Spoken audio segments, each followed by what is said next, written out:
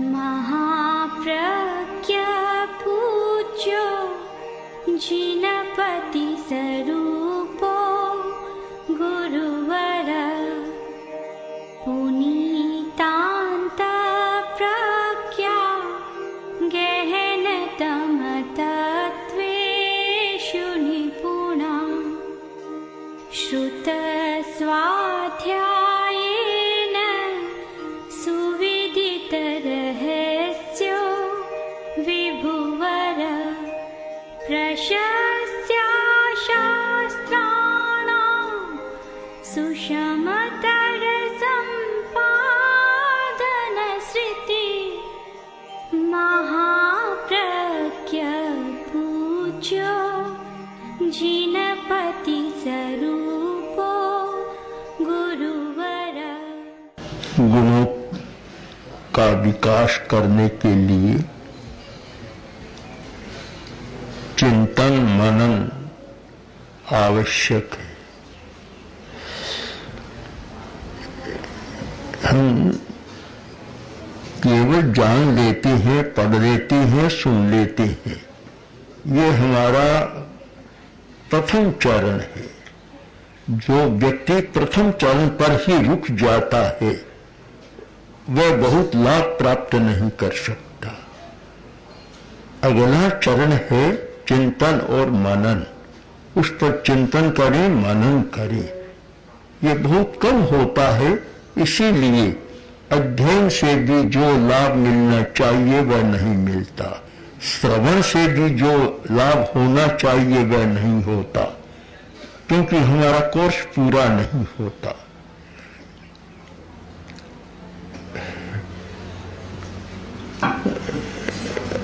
आयुर्वेद के दो शब्द हैं बहुत महत्वपूर्ण, अजीर्ण और जीर्ण।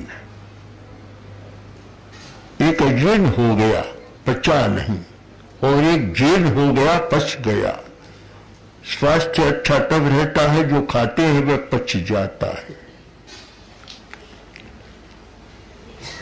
अजीर्णे भोजनम विषम, आयुर्वेद का एक सिद्धांत है कि अजीर्णे भोजनम विषम।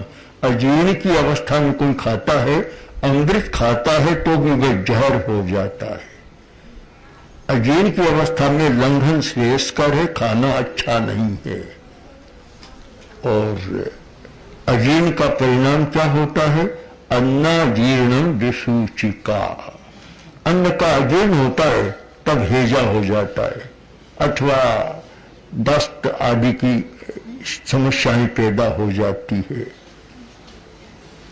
अजीर्ण क्योंकि अन्न जो पोषण देने वाला है, पुष्ट करने वाला, किंतु जीर्ण नहीं हुआ, पचा नहीं, तो उसने समस्या पैदा कर दी। ये एक शारीरिक स्थिति का निरूपण है। हम भावात्मक दृष्टि से विचार करें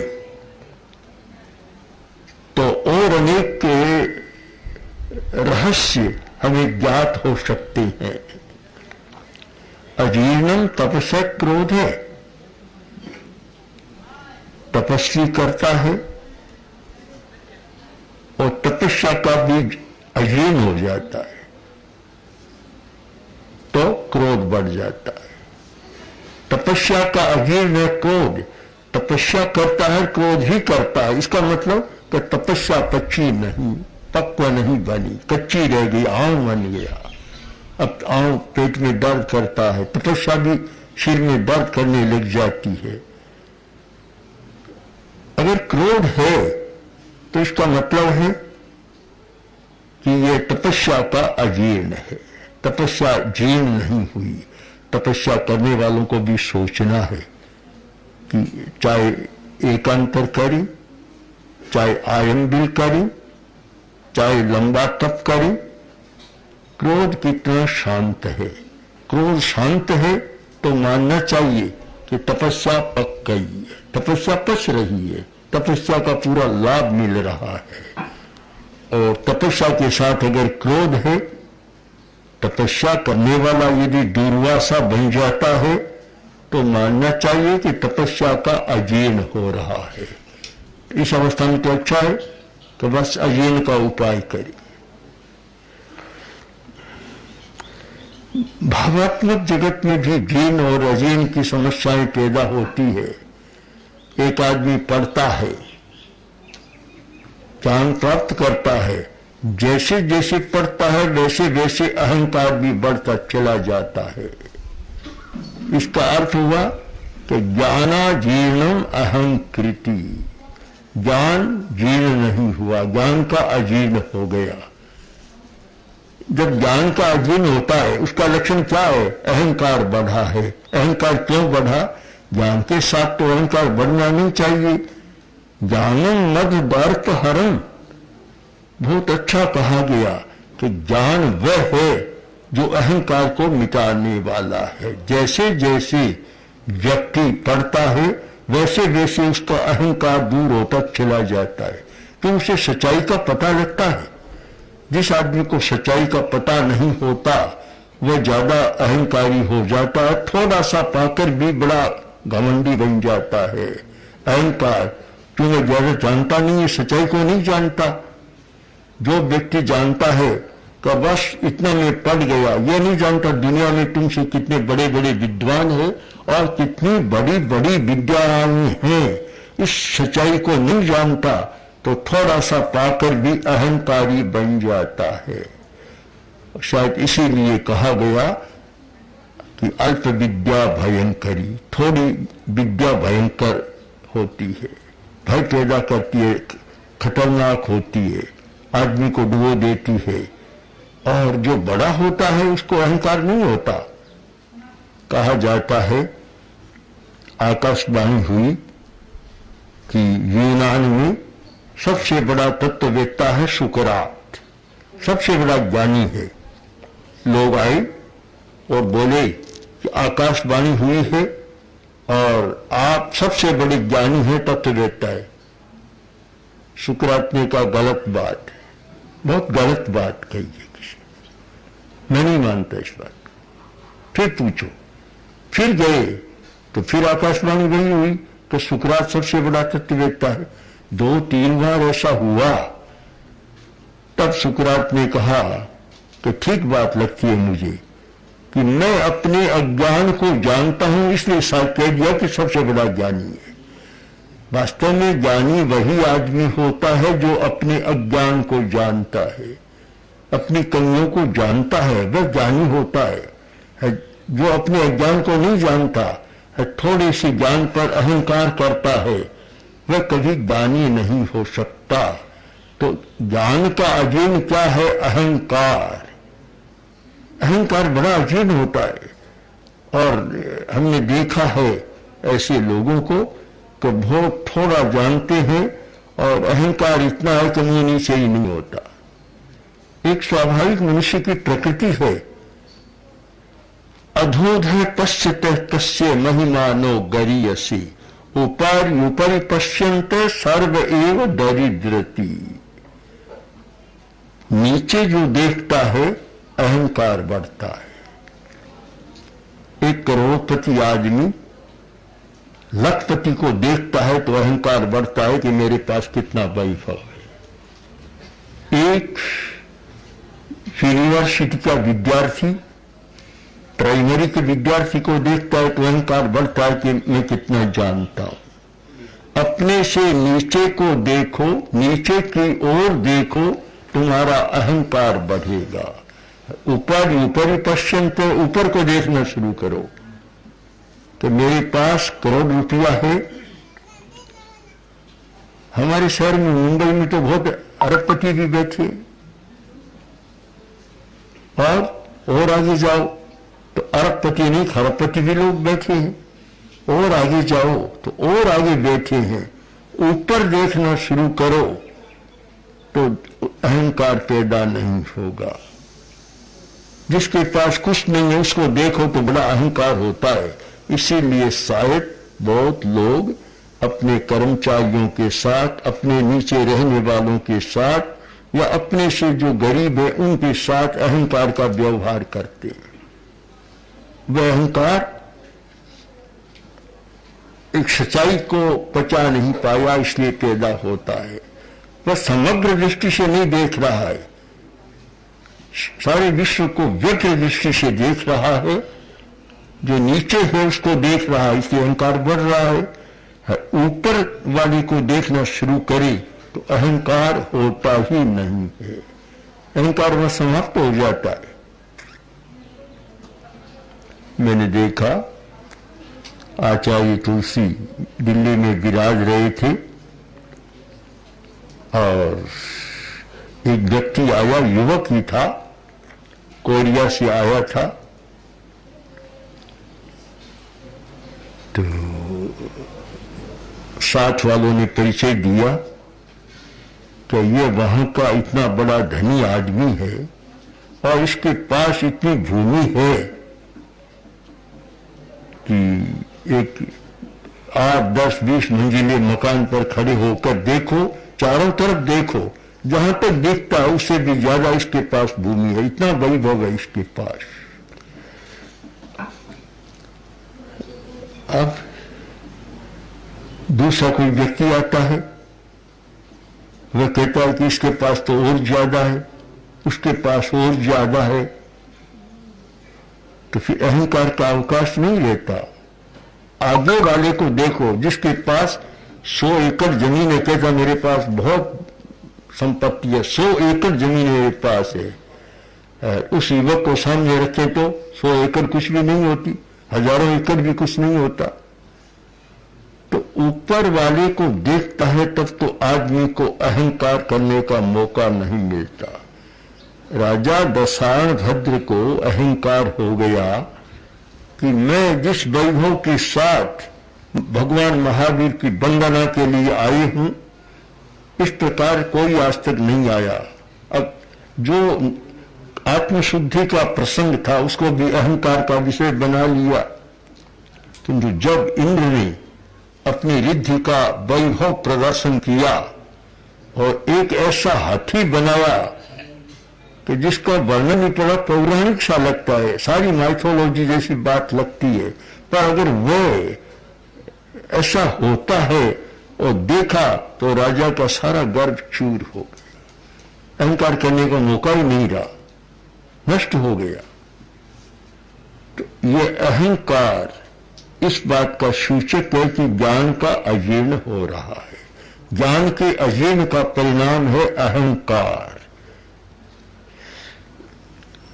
तपस्या बहुत अच्छी बात है, साधना है, पर उसके साथ भी जुड़ा हुआ है अजीर्ण।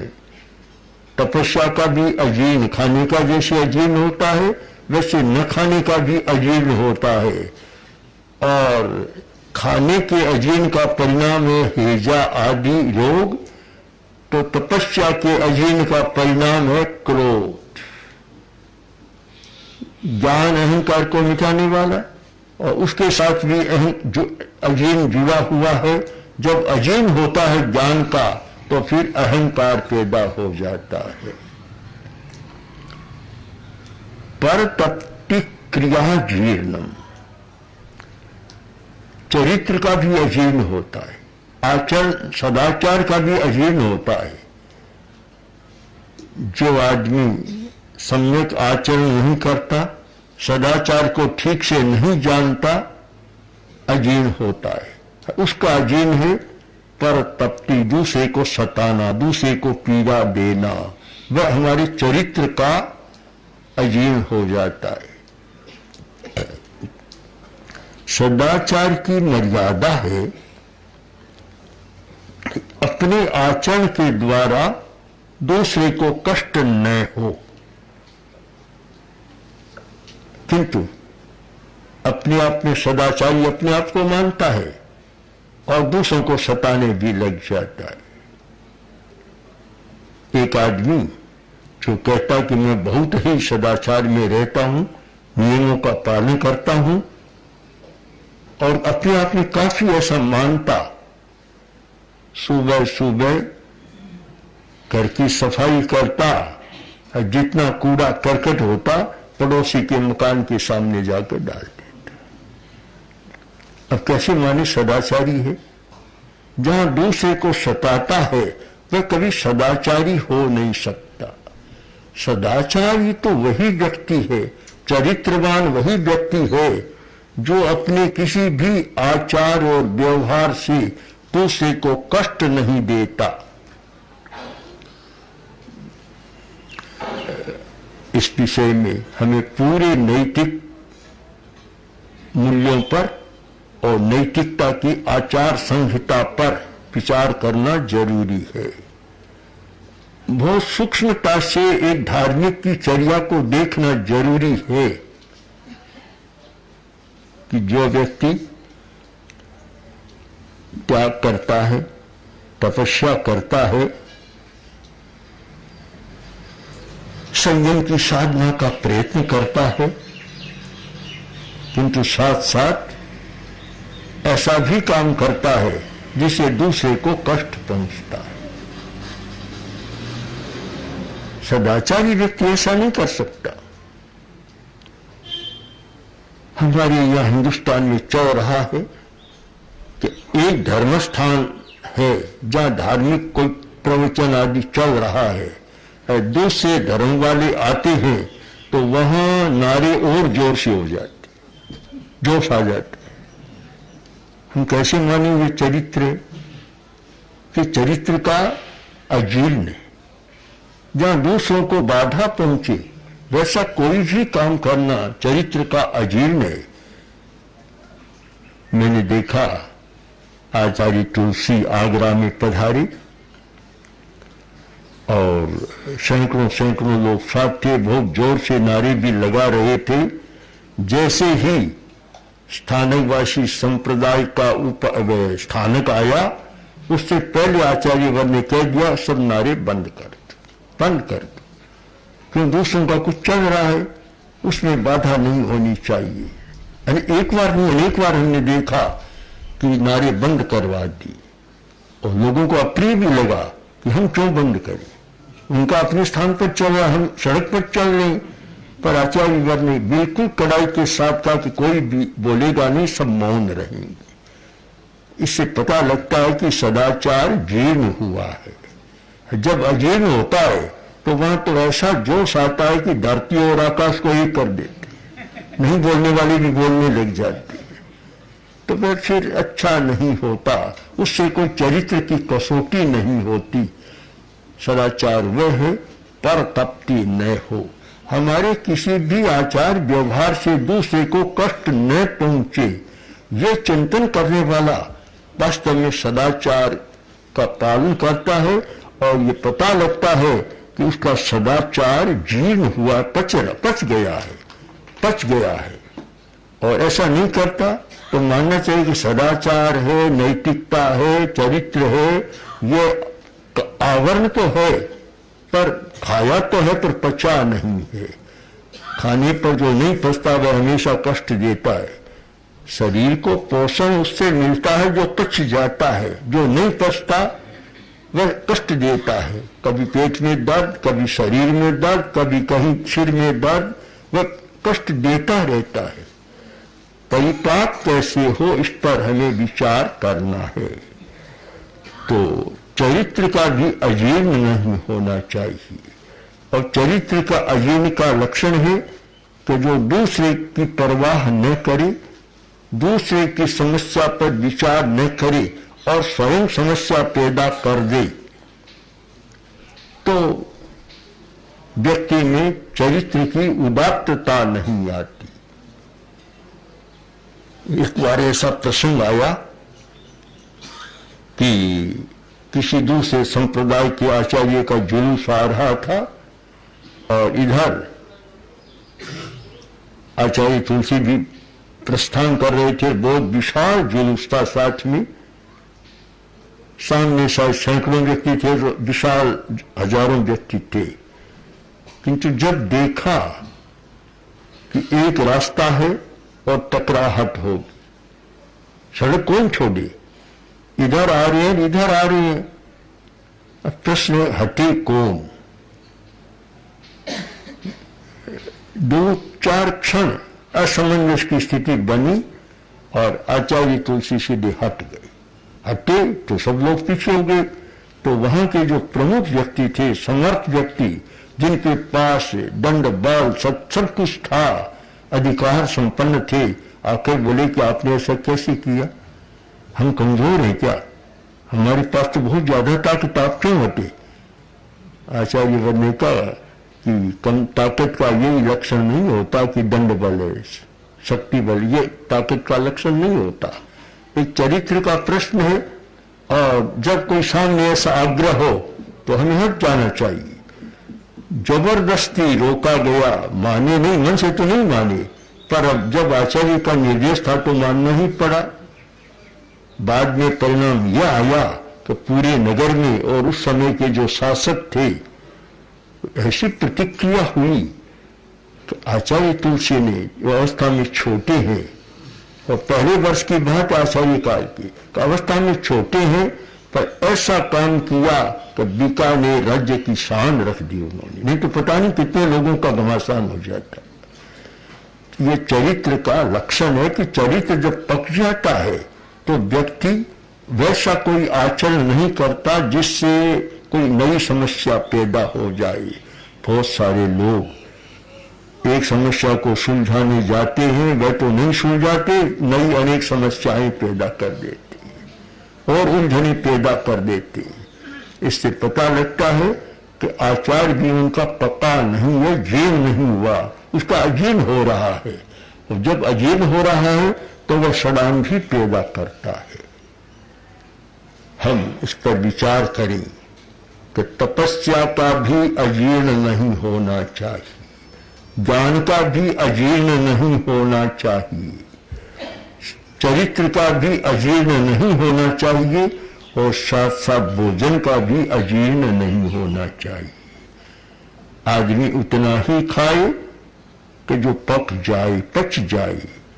ये तो नहीं कि बहुत बढ़िया चीज आ गई तो डबल ट्रबल खाता ही चला जाए, तो अजीर्ण होगा। अजीर्ण का मतलब बीमारी, रोग का, जो रोग की जड़ है अजीर्ण, अजीर्ण मूल है, तो रोग बढ़ता चला जाएगा। तो चारों बातों का, भावात्मक और शरीरात्मक, सब पर विचार करें।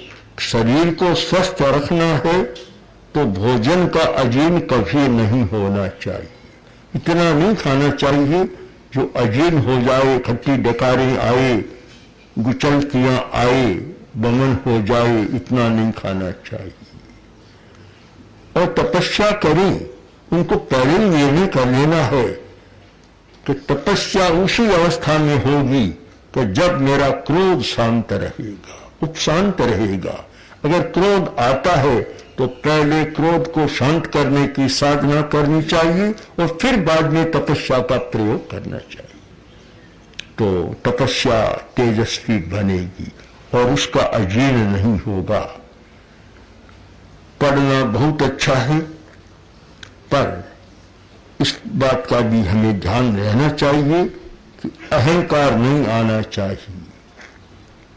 जब तपस्या का, ज्ञान का भी अहंकार होता है तो ऐसी घटनाएं होती है कि कोई पढ़ी लिखी लड़की घर में आ गई, काम बिल्कुल नहीं करती, कारण तो शास्त्र अनपढ़ है, कुछ जानते नहीं, और मैं तो इतनी पढ़ी लिखी हूं, ग्रेजुएट हूं, इस बात का भी अहंकार था, काम के हाथ नहीं लगाती।